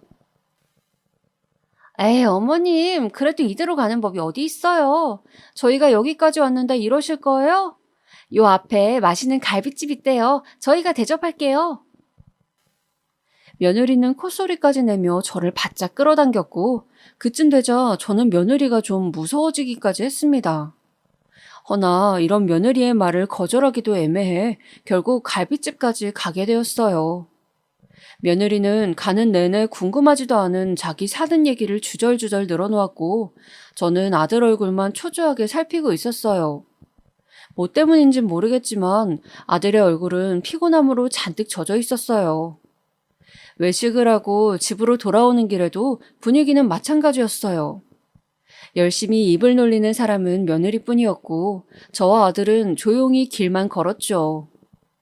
그런데 며느리가 저희 집으로 들어가기 전 자기는 전화할 게 있다며 저와 아들 둘이서 먼저 집에 들어가 있으라고 하더라고요. 아들과 함께 집안에 단둘이 앉아 있는데 아들 녀석은 저를 쳐다도 보지 않고 저도 이 분위기가 견디기 힘들어 며느리를 찾으러 간다는 핑계를 대어 밖에 잠시 나갔어요. 그리고 그때 제 눈을 믿지 못할 의심의 싹을 틔울 광경 하나를 발견하고 말았죠. 며느리가 어떤 남자와 함께 이야기를 나누고 있는 거였어요. 무슨 얘기를 나누는지까지는 들리지 않았지만 남자와 며느리는 두 손을 꼭 붙잡고 있었어요. 저는 저도 모르게 새어나온 신음소리를 겨우 틀어막고 집으로 향했고 그날 내내 며느리가 집으로 돌아와 하하호호 아무렇지 않게 웃으며 얘기를 할 동안 그 남자와 함께 있던 장면이 머릿속에서 떠나질 않았어요. 몇 날 며칠 도무지 잠이 오지 않더라고요. 그러다 한 가지 결심을 했어요. 이런 건 TV에서나 나올 법한 일이라 생각했지만 상황이 이렇게까지 되니 제가 행동으로 옮겨야겠다고 생각이 들더군요. 바로 며느리를 미행하기로 한 거예요. 저는 며느리 직장 앞에서 대기를 하고 있다가 택시를 타고 며느리 차가 떠나는 곳 그대로 따라갔어요. 처음에 며느리는 일이 끝나고 난 후 또래 친구 몇 명과 함께 술집으로 들어가더라고요. 듣기에 예사롭지 않은 대화들을 나누면서 말이죠. 미희야. 오늘도 그 사람 만날 거지? 당연하지. 어머, 너는 좋겠다. 나는 세상에서 네가 제일 부러워. 하루만이라도 너처럼 살아봤으면 좋겠어. 여러 남자한테 사랑받으면서 원하는 만큼 돈 팍팍 쓰면서. 그래? 저는 며느리와 친구들이 나누는 대화에 좀 더 귀 기울이기 위해 근처에 자리를 잡고 메뉴판으로 얼굴을 가린 채 그 아이들이 하는 말들을 조용히 들었습니다.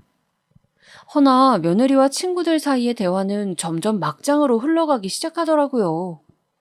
저는 그 대화를 들으면 들을수록 사지가 벌벌 떨려와 몸을 가눌 수가 없었어요. 오늘 호텔에서 하룻밤 보내기로 했어. 그이가 날 위해 최고급 호텔을 예약해 놓았더라고. 내 취향은 또 어떻게 알고? 좋겠다, 기집애. 야, 근데 너희 남편도 진짜 대단하다. 어떻게 이걸 눈치 못 챌 수가 있냐? 모르지 뭐. 눈치가 둔한 건지. 아마 시어머니 닮아서 그런 것 같아. 시어머니도 둔하기 짝이 없거든. 끼리끼리란 말이 있잖아. 그러게나 말이다. 맞다. 니네 시어머니 완전 시장 아줌마처럼 하고 다닌다며? 냄새도 나고. 너 창피하겠다, 얘. 냄새가 얼마나 지독한지 몰라. 가까이 가기 싫어서 저번 생일날엔 일부러 떨어져 앉았다니까? 오죽하면 향수를 내 코 아래에 발랐겠냐고. 너무 웃긴다, 얘. 저와 아들을 깔아뭉개고 조소하는 저것들의 입을 마음 같아선 정말이지 뭉개버리고 싶었어요. 특히 며느리의 입은 이런 표현 듣기에 격하실 거 알지만 갈기갈기 찢어버리고 싶었습니다. 그만큼 저는 너무 큰 분노를 느꼈고 가까스로 화를 억눌러야 했어요. 왜냐면 제겐 증거사진이 필요했으니까요. 일단 전 며느리와 친구들이 술을 다 먹고 취한 며느리가 일어나 남자를 만날 때까지 기다렸어요. 그리고 친구들과 며느리가 하는 대화를 다 녹음해 두었습니다. 녹음하면서 더 기가 막힌 사실도 하나 알게 되었는데요. 회사를 다닌다고 했던 며느리는 알고 보니 거의 백수나 다름없더라고요. 집에서 주는 돈으로 생활하는 백수요. 너 요즘 부모님 회사에서 일도 한다며? 평생 백수로 살겠다더니 웬일이야? 일은 무슨. 오늘도 하루 종일 인터넷으로 쇼핑만 했는데. 그냥 아빠 재산 받으려고 회사 가서 일하는 척 좀 하다 오는 거야. 안 그럼 또 뭐라 할 테니까. 난 지금처럼 그냥 쇼핑하는 삶이 편하고 적성에 딱 맞아. 돈을 뭐하러 버니? 남편이 버는데. 네, 며느리가 저에게 했던 말은 모두 거짓말이었어요. 회사를 물려받기 위해 열심히 일한다는 둥 남편 사업을 보조하느라 바빠 죽겠단 말은 모두 거짓말이었어요. 그냥 며느리는 일하는 척 좀 하고 오다 매일 쇼핑하고 술이나 마시는 그런 일상을 보내고 있다 하더라고요. 이것만으로도 충격이었지만 취한 며느리가 술집을 나가 한 행동은 더 충격이었어요. 며느리는 자기 차로 가지 않고 누군가를 부르더니 다가가 누군가에게 폭 안기더라고요. 아들의 풍채와 비슷한 그 남자는 자연스레 며느리를 껴안았고요. 자기야, 조금 이따 우리 예약해둔 호텔 레스토랑에서 식사하고 커피 사 먹을까? 그래, 그러자 미희야. 며느리의 이름을 다정스레 부르며 머리를 쓰다듬는 건 며느리의 상간남이었어요. 저는 곧바로 부들부들 떨리는 손으로 핸드폰을 들어 두 사람의 모습을 찍어두었어요. 다음 날도 며느리를 미행했는데 며느리는 이번에도 남자의 팔짱을 끼고 호텔로 들어갔어요. 근데 이상한 건 전날 만났던 남자와 얼굴이 다르더라고요. 그 다음 날도 그랬고요. 날마다 남자 얼굴이 다 다른 게 이상했죠. 그래서 며칠을 더 미행해보니 며느리가 어디서 그 남자들을 만나고 돌아다니는지 알 수 있었어요. 며느리는 이상한 유흥업소를 다니고 있었어요. 저는 그날로 며느리가 다니는 유흥업소에 들어가 사장님에게 며느리의 얼굴을 보여주면서 몇 가지를 물었어요. 처음엔 말해주지 않으려 했던 사장님도 제가 매일같이 찾아와 물어볼 기색을 보이지 않자 결국 솔직하게 털어놓았어요.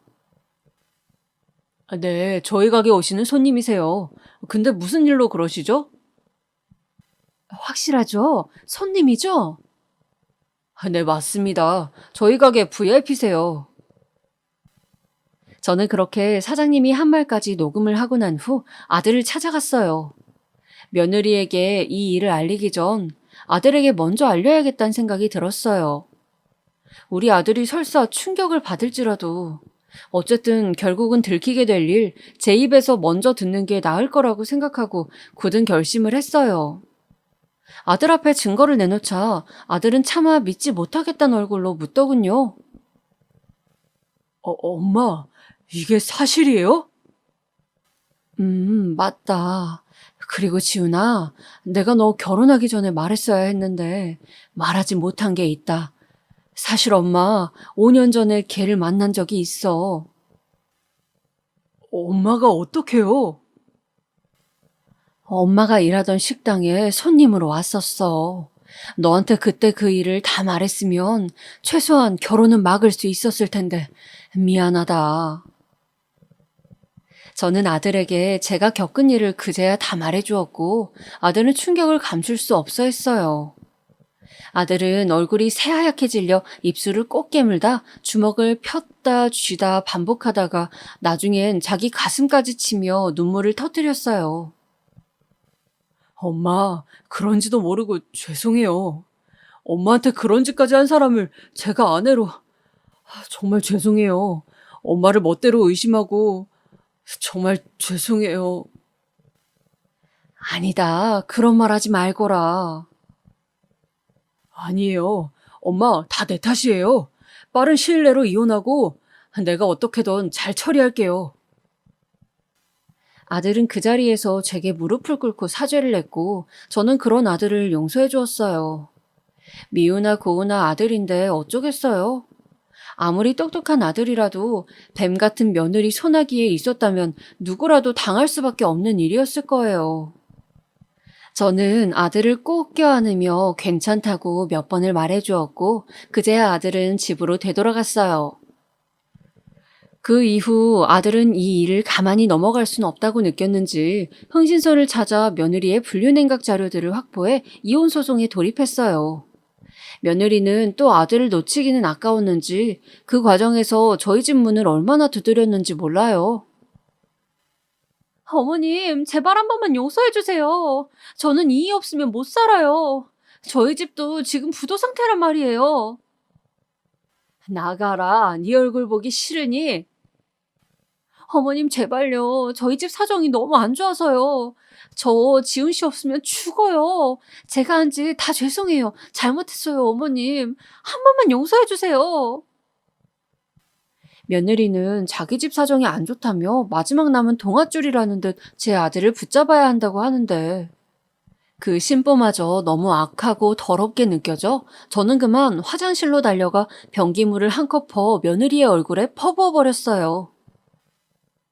자, 여기 네 수준에 맞는 변기물이야. 더 먹고 싶으면 말해라. 뭐예요? 변기물이라고요? 미쳤어요? 미친 건 너지. 어디 감히 변기물보다 추악하고 더러운 행동들을 하면서 감히 누구한테 이래라 저래라야. 잘 들어라. 네가 한 짓은 절대 용서받을 수 없는 거다. 내가 그렇게 만들 테니까. 며느리는 변기물이라는 걸 알자마자 갑자기 기침을 하고 손가락을 입안에 넣어 구역질을 하려고 하는 등 난리를 쳐댔어요. 그러다 제가 한 컵 더 퍼올 기세를 보이자 정신없이 도망을 치더라고요. 그 후 저는 마지막으로 아들의 동의를 받아 며느리의 지인들에게 그리고 사돈 어른에게 며느리가 한 짓을 말씀드렸어요. 그러자 사돈 어른은 저에게 고개를 푹 떨구시며 면목이 없습니다. 자식을 잘못 키운 제 죄입니다 하더니 제 앞에서 며느리 뺨까지 때리시더라고요. 아들은 이혼 소송을 잘 처리하고 지금은 혼자 지내고 있어요. 저희 집 근처에 집을 구해 제 집도 이사시켜주고 저도 간간히 보러 오고 있어요. 제가 괜찮다고 해도 자기 때문에 엄마가 상처받은 게 미안했는지 늘 미안한 얼굴로 저희 집에 와 저녁을 먹고 가곤 해요.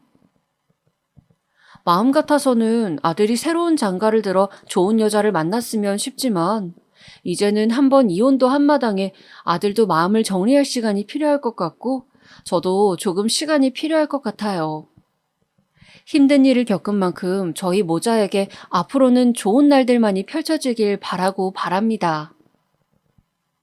사연 들으신 분들 조금이라도 공감이 되셨다면 제게 격려와 응원을 부탁드릴게요. 지금까지 길고 긴 이야기 들어주셔서 감사합니다. 모두 건강 챙기시고 좋은 하루 보내세요.